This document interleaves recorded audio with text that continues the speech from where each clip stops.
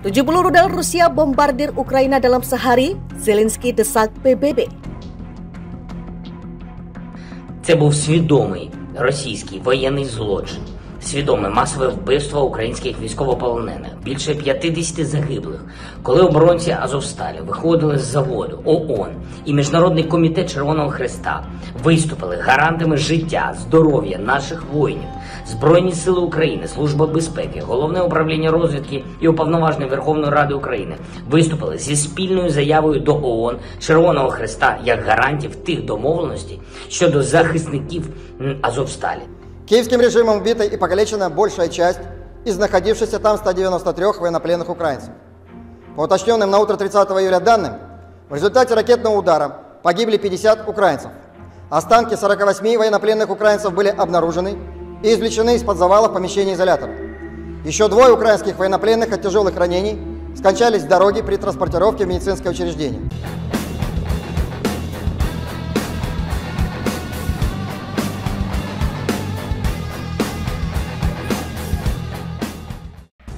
Presiden Ukraina Volodymyr Zelensky mendesak Dewan Keamanan Perserikatan Bangsa-Bangsa untuk bertindak tegas usai 70 rudal Rusia membombardir Ukraina.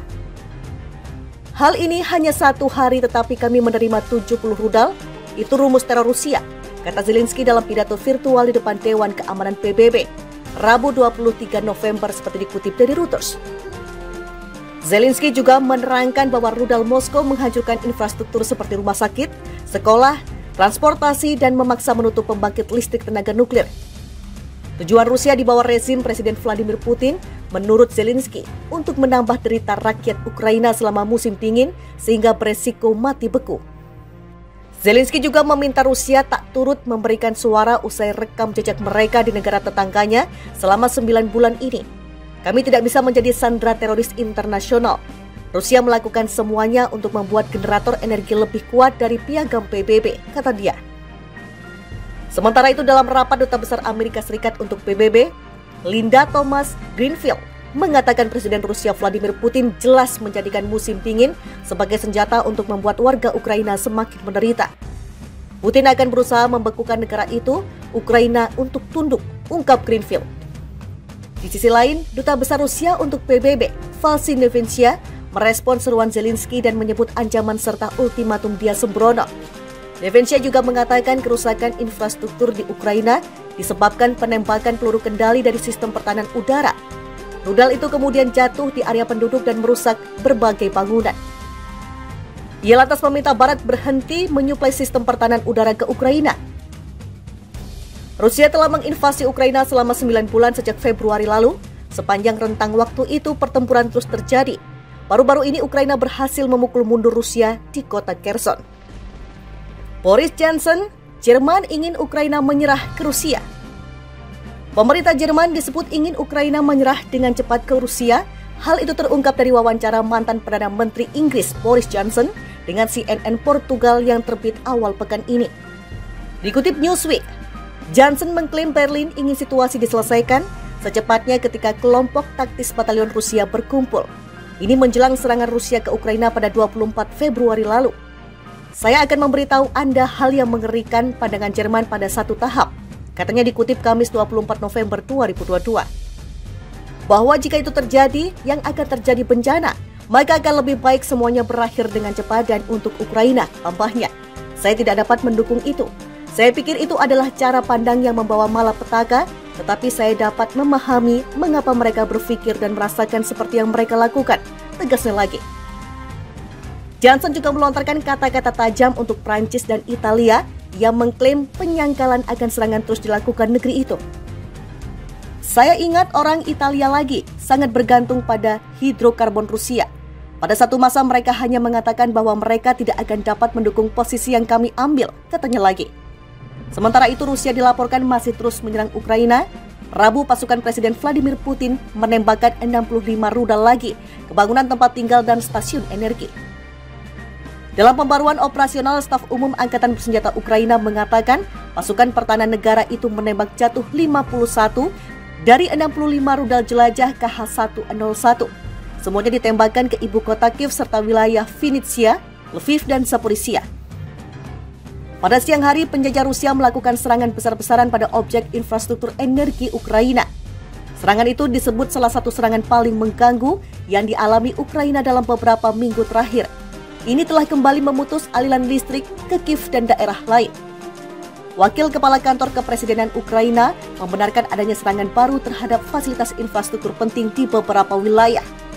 Di sisi lain, Energoatom, perusahaan tenaga nuklir nasional Ukraina, melaporkan pembangkit listrik terbesar Eropa, Zaporizhzhia, kini memasuki mode pemadaman total di tengah gencaran penembakan Rusia.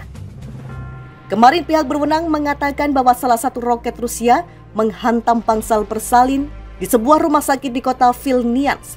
Hal ini membunuh seorang anak laki-laki yang baru lahir dan melukai ibunya. Musuh sekali lagi memutuskan untuk mencoba mencapai dengan teror dan membunuh apa yang tidak dapat dia capai selama 9 bulan dan tidak akan dapat dicapai, tulis Presiden Ukraina Volodymyr Zelensky di Telegram. Sebaliknya, dia hanya dimintai pertanggungjawaban atas semua kejahatan yang dia bawa ke negara kita. Anggota Parlemen Ukraina Lesia Vasilenko mengklaim bahwa serangan itu menewaskan total 7 orang, sementara itu sebanyak 34 orang juga terluka. Bahwa jika itu terjadi, yang akan terjadi bencana, maka akan lebih baik semuanya berakhir dengan cepat dan untuk Ukraina, tambahnya. Saya tidak dapat mendukung itu. Saya pikir itu adalah cara pandang yang membawa malapetaka, tetapi saya dapat memahami mengapa mereka berpikir dan merasakan seperti yang mereka lakukan, tegasnya lagi.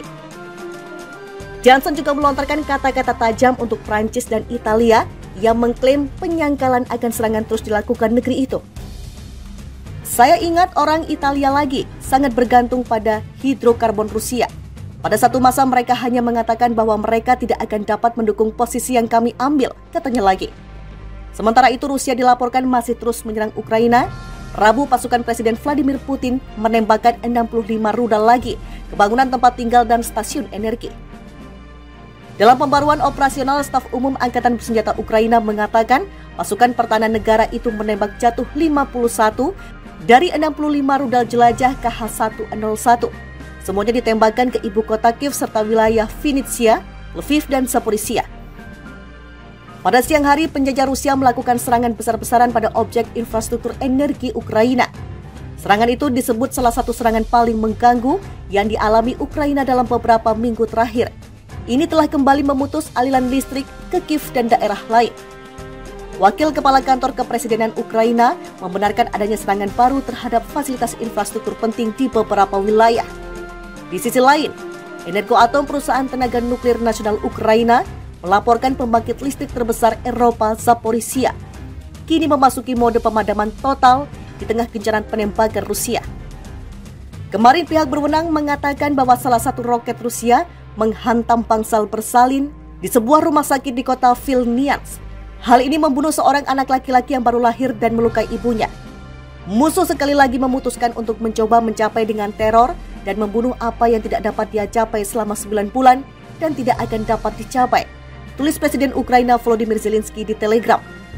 Sebaliknya, dia hanya dimintai pertanggungjawaban atas semua kejahatan yang dia bawa ke negara kita.